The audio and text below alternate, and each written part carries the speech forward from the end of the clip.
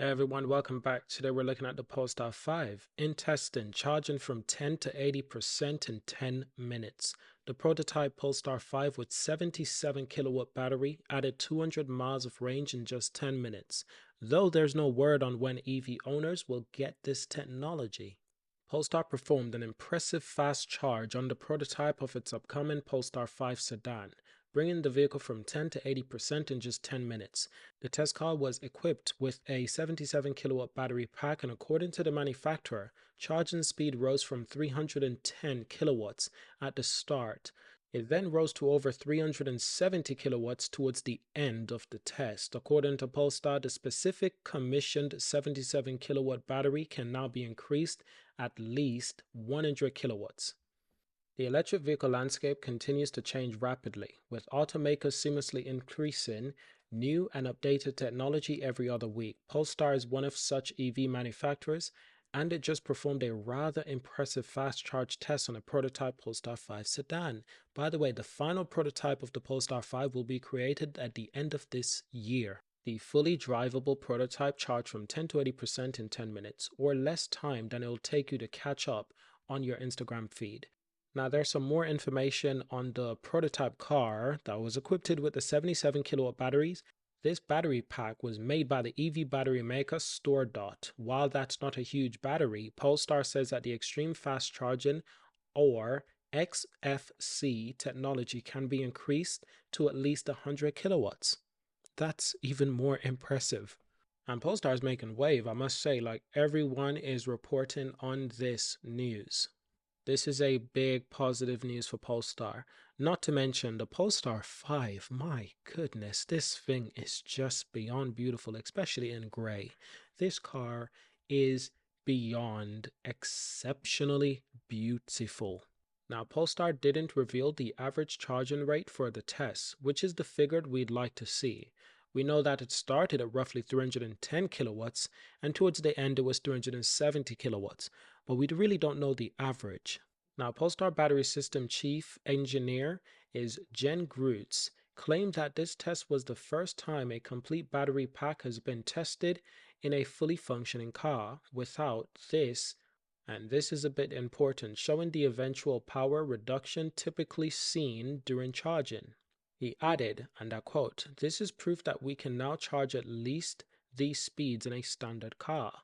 We didn't add anything new outside the battery pack. It still had the original coolant pump and fan." We do also have a quote from Thomas Ingeloth, Polestar CEO, and I quote, "One of life's greatest luxury." End quote. Short quote, very short quote. He claimed that the technology Polestar is testing will be able to reduce drivers' stop time until it's more akin to what they experience with a gasoline-powered car today. This is great because we don't really have the infrastructure to support cars, to support electric cars charging. We're building this infrastructure, but this infrastructure still lacks in many areas. This is still a huge reason why people don't really want to buy electric vehicles, because they're worried about range anxiety. Not just range anxiety, but some people don't have a house. Some people don't own a house. They live in an apartment. They live in somewhere that it's not so easy to access chargers. And even if you do own a house, does it have that charging facility? Do you park outside? Do you have a garage? Do you have a driveway? Having a driveway in your own house, that's even more expensive.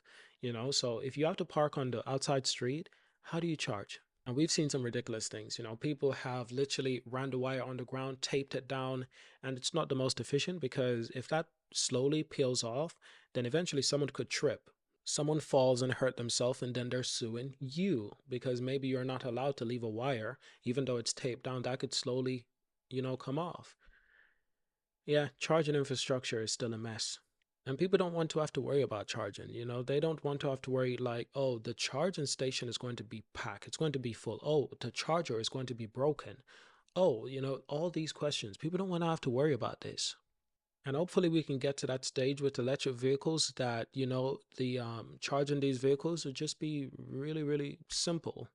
You can just drive home and the vehicle can somehow be charged, even if you live in an apartment or you live on a street that you can only park on the road. We need more technology that can support this idea. Now, the Polestar 5 model is expected to arrive in 2027. It will feature standard all-wheel drive, 2027, my goodness, that's still 3 years away. 3 to 4 years away. My goodness. We would all like to see this car arrive a little bit sooner, and I thought it would arrive a little bit sooner. I thought the final design of that car was either supposed to be released this year or last year, just the design, the unveil, but I thought the production will be expected for like maybe 2025 or 2026. Now we're looking at 2027. That's a huge delay. That is a huge delay. I'll probably be 31 by then, but hopefully by then I can afford one of these things. That's the dream, isn't it? Is to afford one of these Polestar 5s. I just hope it comes with a landscape display. I really don't want to live with a portrait display. I really don't. I want the portrait. I want the type of display that is in the Polestar 4. That is the landscape display. It's beautiful. It's wonderful. And I still haven't really been in a Polestar 4. I still need to visit my local Polestar store and check out the Polestar 4. I think it's still currently there. The last time I went, I saw it unveiled, but then I left shortly. So I need to go in to see it properly in flesh for the first time. Now, the automaker claimed that it's targeting some pretty big power figures, starting 884 horsepower from at least one Polestar 5 trim. There's still no wording on the pricing or availability for the upcoming sedan. Considering that the just launched Polestar 3 carries a 2025 model year, we don't expect to see the Polestar 5 anytime soon. Sad to say. And it's probably the same that goes for the Polestar 6. We're probably not going to see that car for a very long time, which is really unfortunate. But based on this vehicle being expected to arrive in 2027, my goodness, it seems like they might have delayed it by at least 1 or 2 years. That begs the question, why? Maybe they're really trying to get it right. Maybe that the most important cars for Polestar right now is the Polestar 2, Polestar 3, Polestar 4, and they want to focus on those cars. Those will probably be the most popular selling cars for Polestar. Let's focus on those, and then let's bring the supercar and the sports sedan to the market in a few years. Maybe that's Polestar strategy. And perhaps it's a strategy that will work very well. Perhaps it will. Because people who are a fan of the Polestar vehicles, if they're buying the Polestar 3, they're buying the Polestar 2, they're buying the Polestar 4, that's an introduction to the company. Now you can get the Polestar Roadster in the next 4 or 5 years. Now you can get the Polestar 5 in the next 3-4 years. This is even more reward for supporting the brand, for sticking with the brand. Not to mention, because people tend to hold their vehicles these days for like 2, 3, 4 years, by the time this vehicle comes out, a lot of existing Polestar customers, they're looking to upgrade. They're looking to, oh, I've had the family car. I've had the Polestar 3. Now I'm looking for something for myself. Can still seat my family, but it's a bit more of a sport car. Maybe Polestar is doing that. Maybe they're just strategizing. And to be honest, that's not always a bad thing. Now we also have a video, I think they were talking about this, and I want to play this video. I just want to check it out for myself to learn a little bit more about this. So let's see for ourselves. Let's just play this video. There are some music in the background, and I'm just trying to avoid any possible problems with that, potentially uploading it on YouTube. So I'm still suspicious of that little music that's playing in the background. I really don't want to play too much. It might cause me some problems on YouTube. But this is really impressive. So, I think he said earlier this month they did this. They ran this test. That's fairly interesting. Perhaps they've run multiple tests, and this is one of those tests that are just, okay, we finally had a successful test. Perhaps they've run multiple tests and it was perhaps unsuccessful. This is R&D. This is a prototype. My question is, if the final prototype will be this year, the end of this year, why are we waiting then 2 to 3 years for this car to arrive? Shouldn't this car start arriving by next year, 2025, or at least 2026, early 2026?